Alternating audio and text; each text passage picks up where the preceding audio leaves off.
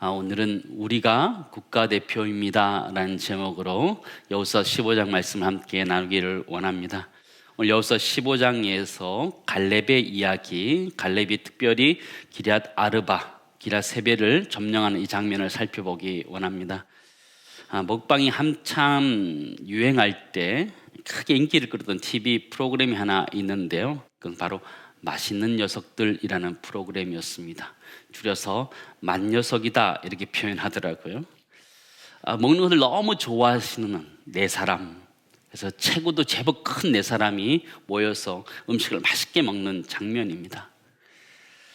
다이어트를 우리가 원하는데, 그죠? 이 다이어트를 하는 우리들에게 있어서는 대리만족을 줄 수 있는 그런 프로그램이었다 이렇게 생각되기도 하고요. 음식을 대하는 그들의 모습이 정말 경건하다라고 싶을 만큼 그들은 정말 음식에 대해서 진심이었습니다. 거기에 유일한 여자 개그맨이 하나 있었는데 김민경 씨인데, 김민경 씨는 크리스찬입니다. 예전에 새롭게 하소서에도 나와서 자신의 간증을 나눴던 적도 있는데요. 요즘은 지금까지 몰랐던 운동신경이 뒤늦게 나타나면서 천부적인 능력을 발휘하고 있다 이렇게 알려져 있습니다. 운동뚱이라는 프로그램을 통해서 아주 천부적인 운동신경이 있다는 것을 알게 되면서 본인도 놀라고 주변 사람도 놀라고 하는 그런 일들이 있는데요. 그래서 그에게 별명이 하나 붙였습니다. 별명이 무엇이냐면 태능이 놓친 인재다. 태능이 놓친 인재다. 태능 우리 잘 아시겠지만 태능 선수촌 있잖아요, 그죠? 국가대표 선수촌, 거기서 놓친 인재다 이런 얘기를 하고 있더라고요. 근데 정말 놀라운 것은 뭐냐면 진짜 국가대표 사격 선수가 되었다는 소식을 듣게 되었습니다. 여러분 들어보셨습니까? 이게 말이나 되나 이런 생각이 들더라고요. 정말 이렇게 국가대표는 아무나 되는 게 아니잖아요. 정말 실력이 있어야 되는 건데 그가 그 실력에 경쟁해서 국가대표가 되어서 출전하게 되었다 이런 소식을 듣게 되었습니다. 국가대표는 굉장히 중요한 자리죠. 국가를 대표하는 그런 자리다라는 우리 잘 알고 있어요. 정말 나라를 대표할 만큼 중요한 자리다.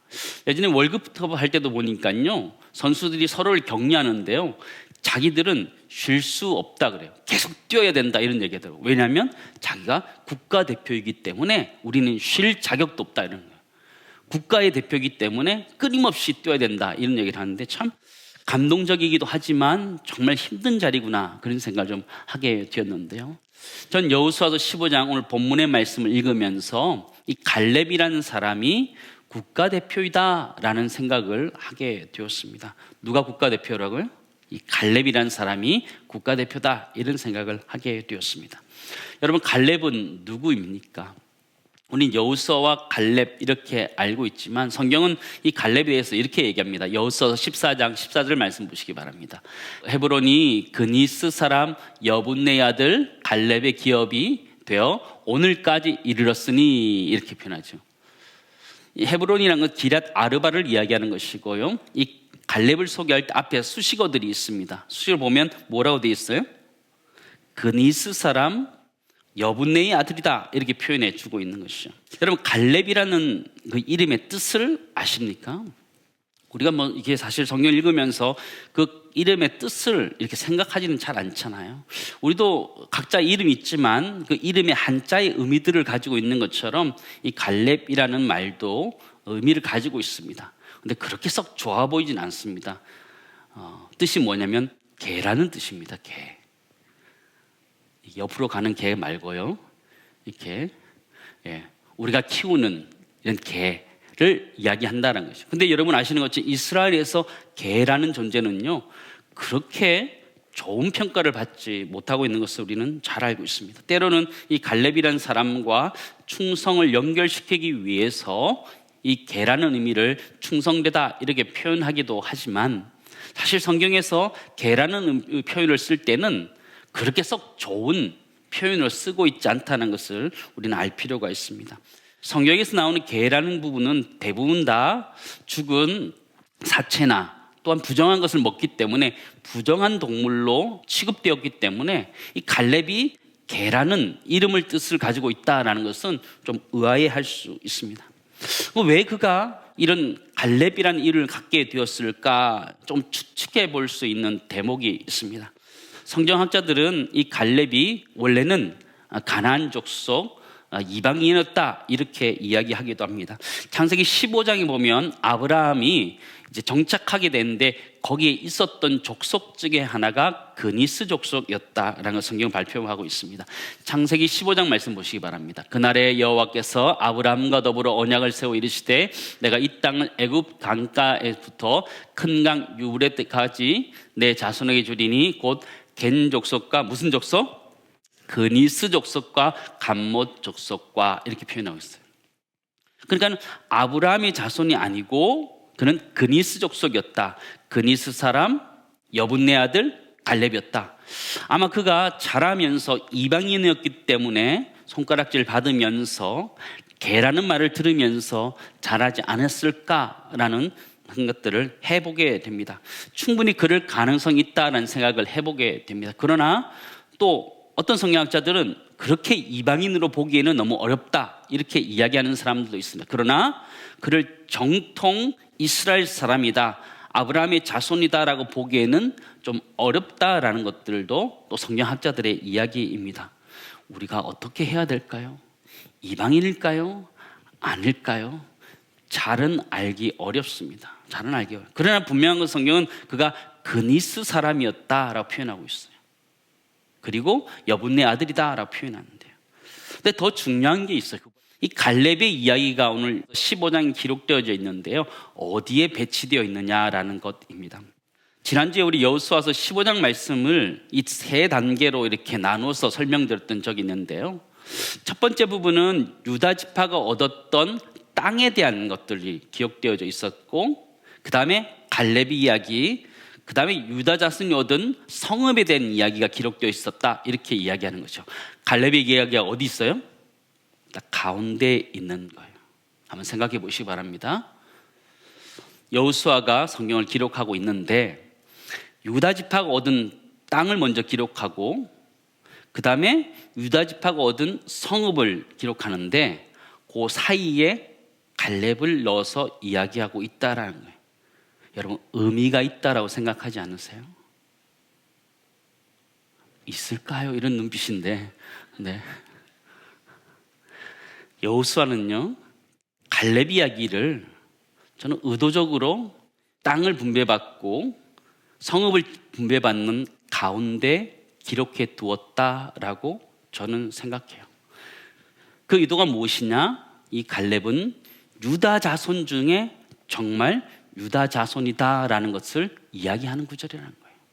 갈렙은 정말 유다 자손 중에 가장 유다 자손다운 그의 사람이었다는 걸 가르쳐줍니다. 그가 그니스 사람이었고 더 나아가면 그의 이름이 개의 뜻을 가지고 있고 극단적으로 봤을 때 그가 이방이었다 하더라도 이 사람은 지금 15장에 와서는 정말 유다 자손 중에 유다 자손을 대표할 수 있는 국가 선수라고 말할 만큼 그는 대단한 사람이 되어 있다는 것을 성경 우리들이 가르쳐주고 있죠.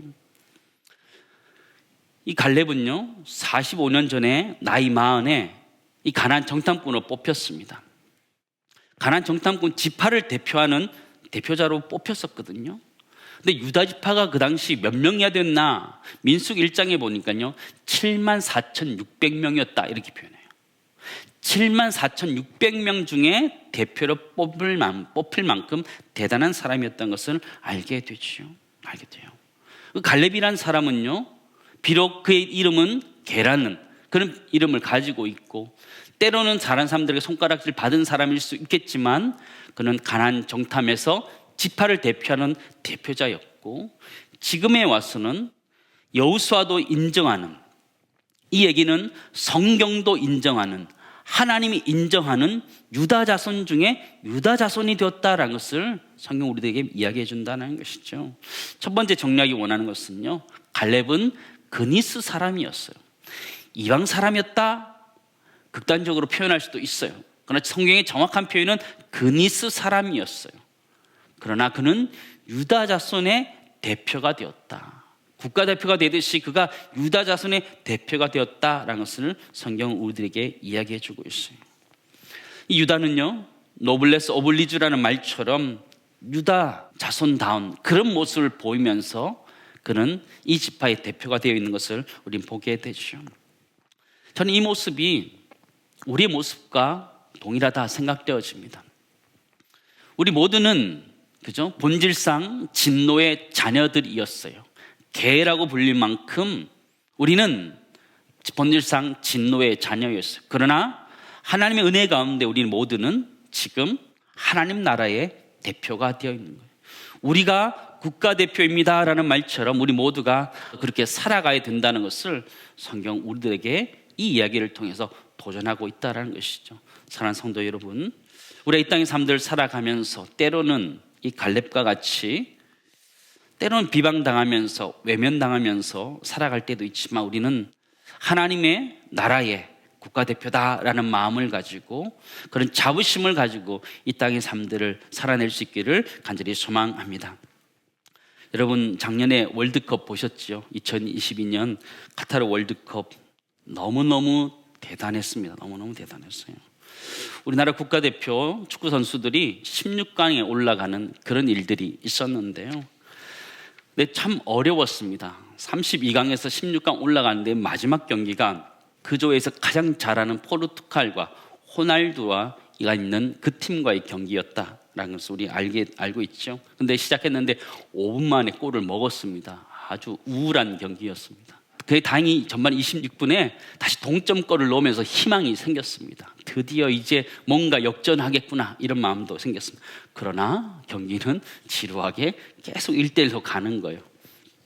후반전이 됐는데도 그냥 똑같이 1대1로 경기가 끝나는 시간까지 다 간 거예요. 비기면 16강에 진출하지 못하는 그런 시간이 된 것이요. 근데 그때 정말 영화 같은 장면이 등장했습니다. 축구는 모든 시간이 다 끝나지만 그 중간중간에 타임적으로 뭐 넘어져서 좀 시간이 끌려지는 시간들을 합쳐가지고요 연장 시간을 주거든요. 그때 딱 6분이 주어졌습니다. 6분이 딱 주어졌는데요. 이때 6분에 손흥민 선수가 공을 잡고 뛰기 시작하는 거예요. 여러분 보셨습니까? 그건 보셔야 됩니다. 여러분 다시 찾아서라도 보셔야 됩니다. 저는 그 밤에 다 안 보다가 그 장면을 보게 돼서 그 새벽에 보게 됐는데요. 야, 이거는 뭔가 일어날 것 같았어요. 손흥민 선수가 뛰기 시작하는데 분명히 이거는 뭔가 일이 일어나겠구나. 이제 종료 시간이 얼마 남지 않은데 분명히 뭐 일이 나겠구나. 뛰기 시작하는 거예요.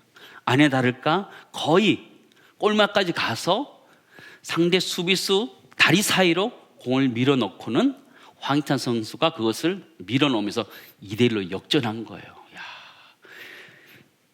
짜도 이렇게 짤 수가 없어요. 이건 그냥 영화의 한 장면이었어요. 그러니까 축구의 매력, 스포츠의 매력이 그런 것 같아요. 전혀 예상할 수 없는 포르투갈과 같은 그 강팀을 상대로 그것을 역전해서 이겼다. 그 마지막 연장 6분에 넣었다. 너무 흥분한 것 같아요. 저도 좀 가라앉혀야겠습니다. 좀 가라앉혀야겠는데. 근데 너무너무 재밌는 거예요. 야, 정말 축구는 이런 거구나. 16강으로 올라가게 되었는데요. 근데 뭐 축구 이야기보다는 사실은 축구 선수들 이야기를 좀 하고 싶은데요. 우리가 축구 대표 선수가 나갔는데 등번호가 없는 축구 선수가 있었어요. 여러분 그 사람 이름 아십니까? 오현규라는 선수가 있었습니다. 혹시라도 부상자가 생기면 대신 뛸 수 있도록 스페어로 있는 선수였는데요. 사실 월드컵 경기 나가서 한 게임도 뛰지 못했습니다. 등번호 없이 그냥 같이 출전했다가 연습하다가 돌아온 선수인데, 그런데 함께 뛰었던 그를 손흥민 선수나 아주 유명한 선수들이 그 선수들을 언급하면서 칭찬하더라고요. 그도 국가대표였다라고 이렇게 얘기하죠. 우리는 등번호만 있는 그 선수들만 생각하지만 사실은 등번호가 없는 그런 선수들도 있었는데요. 저는 이 갈렙의 이야기로 다시 돌아와서 때는 우리가 갈렙이라는 사람을 보면 이 등번호가 없는 선수 같다라는 생각을 할 때가 있습니다. 갈렙이 그렇게 많이 등장하지 않기 때문이에요. 대부분 다 모세의 이야기, 여호수아의 이야기이기 때문에 그래요. 갈렙의 이야기는 잠깐 나왔다가 사라지죠. 여호수아와 갈렙 한번 생각해 보시기 바랍니다. 여러분 갈렙과 여호수아 이렇게 얘기한 적 있으세요? 한 번도 없습니다. 갈렙을 이야기하면 항상 여호수아와 갈렙 이렇게 표현하거든요. 갈렙은 항상 여호수아와 붙으면 몇 인자? 2인자가 되는 거죠. 여호수아에 항상 밀려서 2인자가 된다라는 생각이죠. 근데 한번 생각해 보시기 바랍니다. 그가 정말 신앙에 대해서 2인자였는가? 저는 그렇지 않다라고 보아집니다. 오늘 성경에 보면 이 기럇 아르바 아낙 자손이 사는 이곳을 자신에게 달라라고 얘기합니다. 이 산지를 내게 주소서라고 이야기하고 있는 사람이 바로 갈렙이라는 사람이에요. 우리 앞에서 살펴봤던 것처럼 이 갈렙은요, 유다 자손을 대표할 수 있는 사람이 되었다라는 것을 살펴보았지요. 근데 여러분, 유다 지파는 어떤 지파예요? 유다 지파는 첫째 아들의 지파가 아니에요.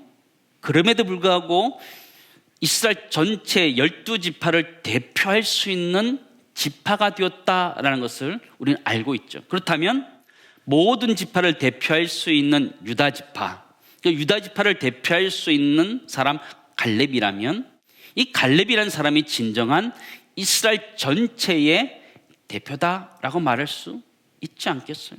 그렇지 않아요? 이 갈렙이라는 사람은 항상 여호수아 뒤에서 2인자처럼 보여지지만 절대 2인자가 아니라는 거예요. 등번호가 없는 선수처럼 보여지지만 절대 그렇지 않았다라는 것이에요. 이 사람은요, 정말 국대 중에 국대예요.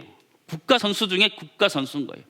모든 이스라엘 지파 중에서 뽑은 유다 지파, 그 유다 지파 중에 뽑은 갈렙이라면, 이 사람으로 믿음에 의하면 이 믿음은 이 이스라엘 전체를 대표할 만한 대단한 믿음이었다라는 것을 우리는 보게 되죠.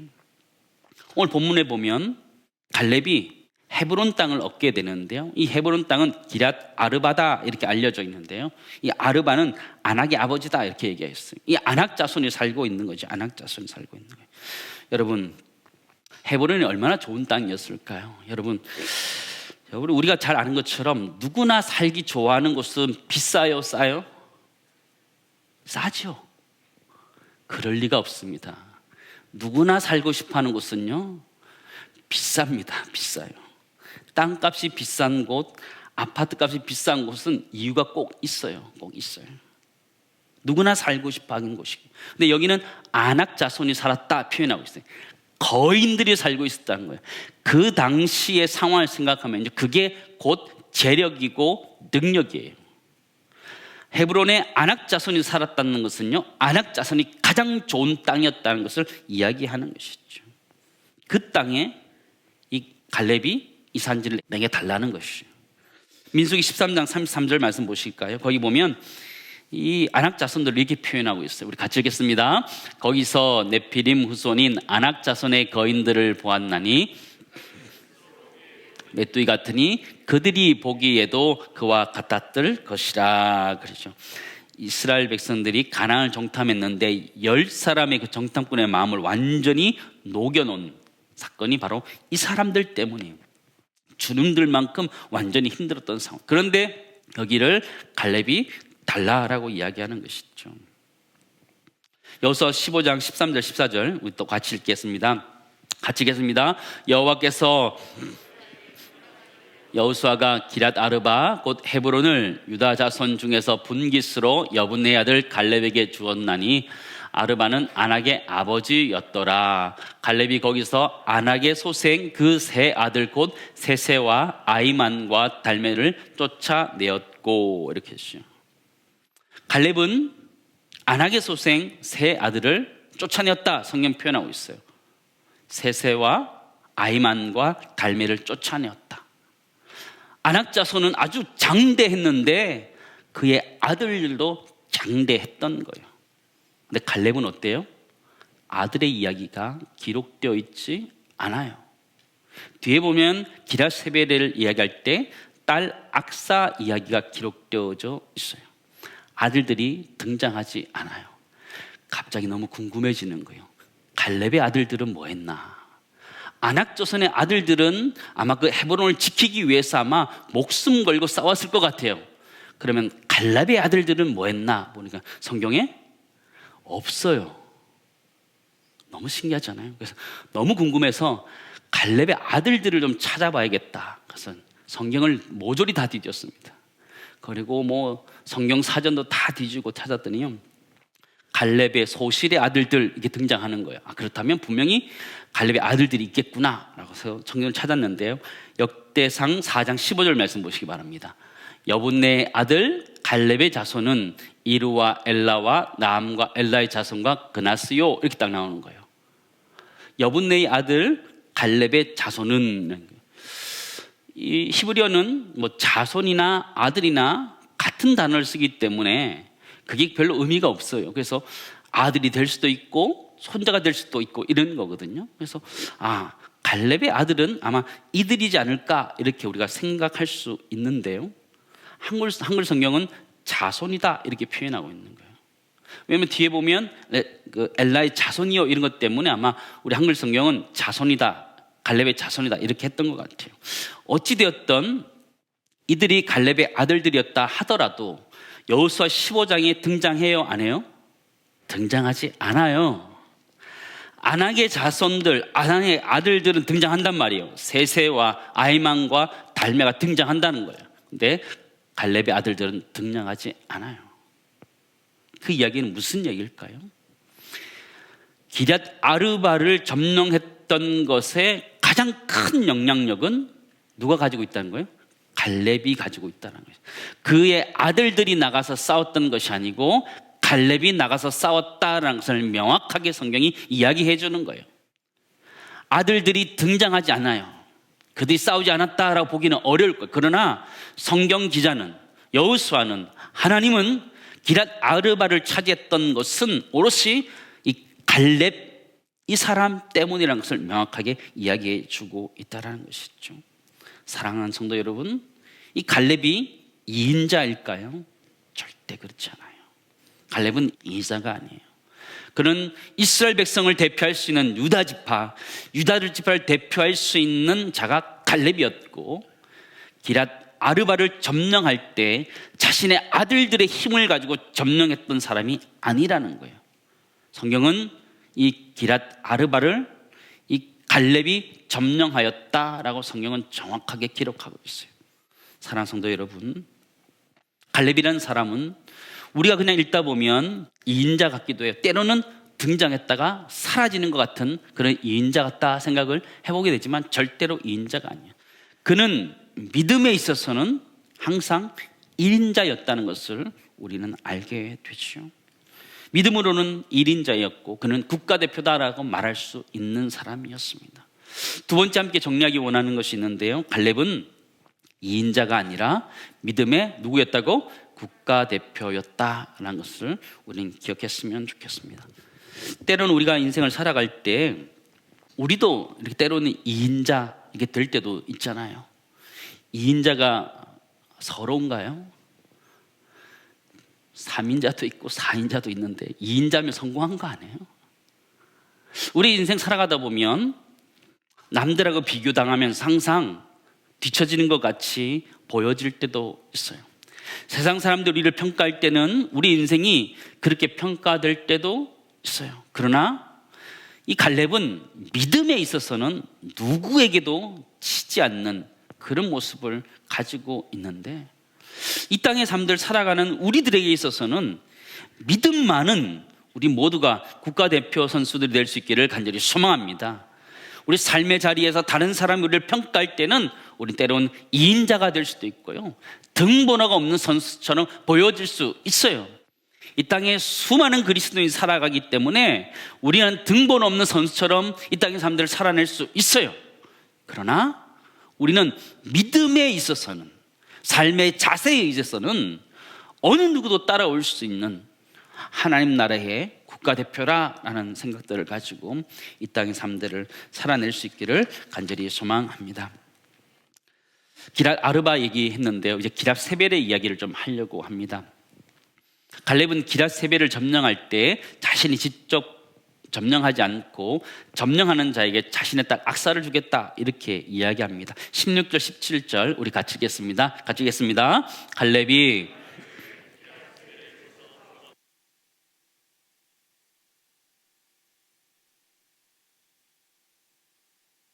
아스의 아들인 온니엘이 그것을 점령함으로 딸 악사를 그에게 아내로 주었더라. 그렇죠. 그 당시 문화였던 거지요. 자신의 딸을 용맹한 사람에게 주는 그 당시 문화다라고 볼 수 있고요. 근데 그 당시에 사실은 자신의 딸에게 아주 용맹한 사람을 사위로, 그죠? 남편으로 이렇게 주기 위한 그런 제도였다라고 생각할 수 있는데요. 자신의 딸을 정말 믿음 있는 사람에게, 또 그 용기 있는 사람에게, 그리고 그 능력 있는 사람에 주고 싶어하는 이 아버지 갈렙의 마음을 보게 돼요. 저는 자녀 교육에 대한 이야기들을 좀 하려고 하는데요. 여러분, 어떤 사위를 얻고 싶습니까? 여러분, 어떤 며느리를 얻고 싶으십니까? 오늘 여기 성경에 등장했던 이 온니엘이라는 사람은요, 첫 번째 사사이기도 한데요, 이 사람은요, 믿음도 있었어요. 그리고 용기도 있었어요. 그리고 능력도 있었어요. 이 갈렙은요, 이 온니엘이라는 사람, 믿음도 있고 용기도 있고 능력도 있는 이 사람을 사위로 맞이하는 것이 너무나 기뻤을 거예요. 여러분도 그렇지 않겠어요? 여러분이 사위나 며느리를 얻는데 믿음도 있고 용기도 있고 또 능력도 있다면 얼마나 좋겠어요, 그죠? 그러나 반대로 생각해야 됩니다. 우리의 아들과 딸이 상대적으로 사위와 며느리가 될 수 있기 때문에 내 아이는 내가 책임지는 걸 해야 되는 거죠. 그죠? 내가 좋은 사위를 얻겠다, 좋은 며느리를 얻겠다, 그럴 수 있겠지만 내 자녀를 먼저 믿음 있고 용기 있고 능력 있는 자로 키워야겠다, 그런 생각들을 해야 되지 않을까 생각하는데요. 지금의 시대를 살아가는 우리 그리스도인들에게 필요한 것이 그거 아니겠어요? 믿음도 있어야 되고요, 그래서 믿음을 가지고 행할 수 있는 용기도 있어야 되고요, 그것을 행해낼 수 있는 능력도 필요한 거예요. 지금의 우리 그리스도인들에 필요한 것이 믿음과 용기와 능력 다 필요한데, 그것이 이 온니엘에게 있었고 이 갈렙은 그를 사위로 맞이하게 된 것이죠. 근데 이 갈렙이 딸에게 주는 땅이 너무너무 좀 애매모호해요. 저는 이 보면서 이 네겝이라는 땅을 주거든요. 이 네겝은 네게브 사막, 네게브 광야 이렇게 표현되죠. 뒤에 항상 네겝 뒤에는요, 광야나 사막 이런 말이 따라 붙어요. 어떤 땅을 줬을까요? 저한테 뭐 그저 그런 땅인 것 같아요. 사막, 광야 이런 데를 준 거예요. 18절 19절 말씀 보시기 바랍니다.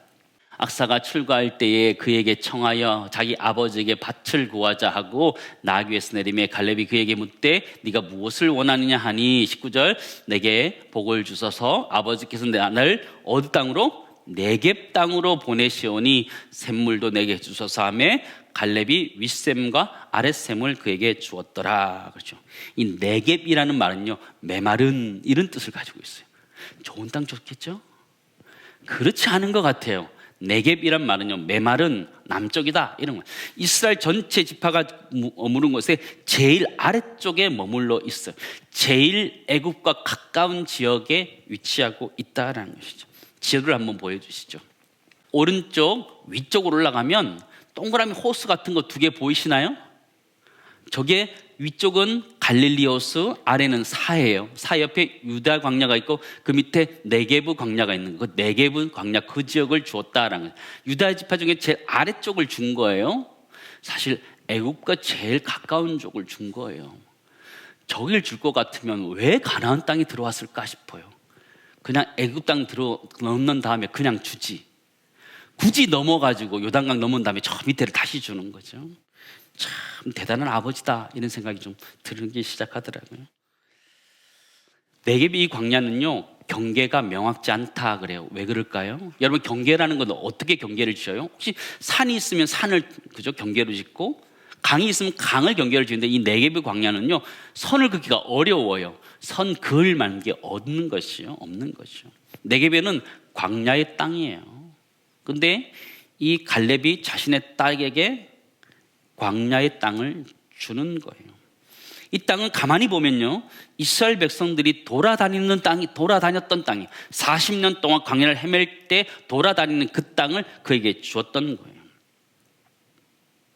대단한 아버지 아닐까요? 저는 참 대단하다 생각이 들어요. 네겝이라는 작은 단어 하나이지만요, 이 갈렙은 딸에게 아주 유대 지역에 가장 좋은 헤브론 이런 데를 주지 않고요, 저기 아래쪽에 어떻게 보면 쓸모없어 보이는 네겝 땅을 그의 딸에게 주는 거예요. 뭐라고 얘기했을까요?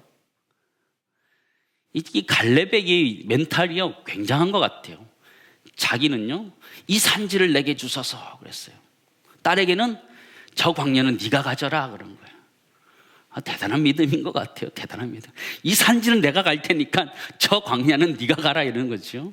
대단한 믿음인 것 같아요. 근데 이스라엘에요 네게브 정신이라는 게 있어요. 네게브 스피릿이라는 게 있어요. 그게 무엇이냐면요, 워낙 이 광야지대니까 여기가 뭐가 잘 안 되는 거예요. 근데 이스라엘 역사 가운데요 갈릴리 호수로부터 무려 350km를 송수관을 뚫어가지고 이 네게브 땅을 옥토로 만든 일이 있었어요. 이 네게브 정신, 이 개척 정신과 같은 것이요.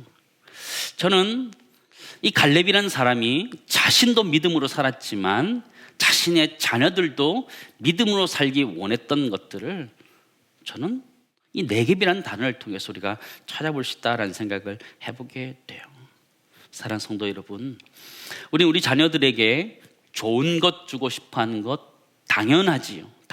그러나 우리 자녀들에게 정말 좋은 것이라는 것은요, 우리가 보기에 다 되어 있는 것을 주는 것이 아니라 그들이 믿음으로 살아갈 수 있도록 해주는 것, 그것이 가장 좋은 것이라는 것을 여러분 잊지 말았으면 좋겠어요.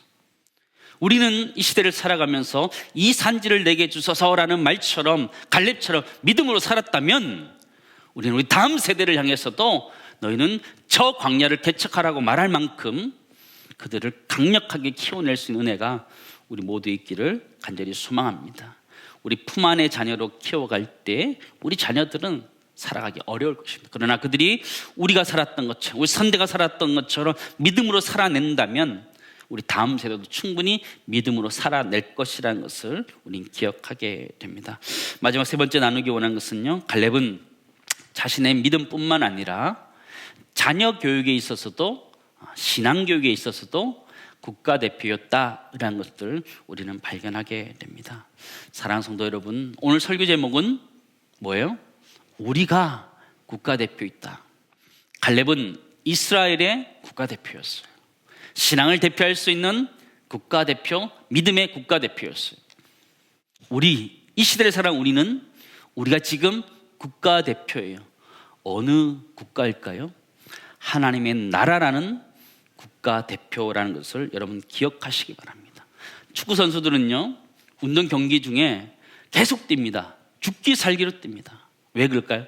자신들이 태극마크를 달았기 때문에 죽기 살기로 뛰는 거예요. 국가대표이기 때문에 쉴 자격도 없다라는 마음을 가지고 뛰고 있다면 우리 역시 하나님 나라의 국가대표처럼 하나님 영광을 위해서 뛰어야 된다는 것을 우리가 꼭 기억했으면 좋겠고요, 국가대표처럼 살아가는 그 멋있는 우리가 되었으면 좋겠어요.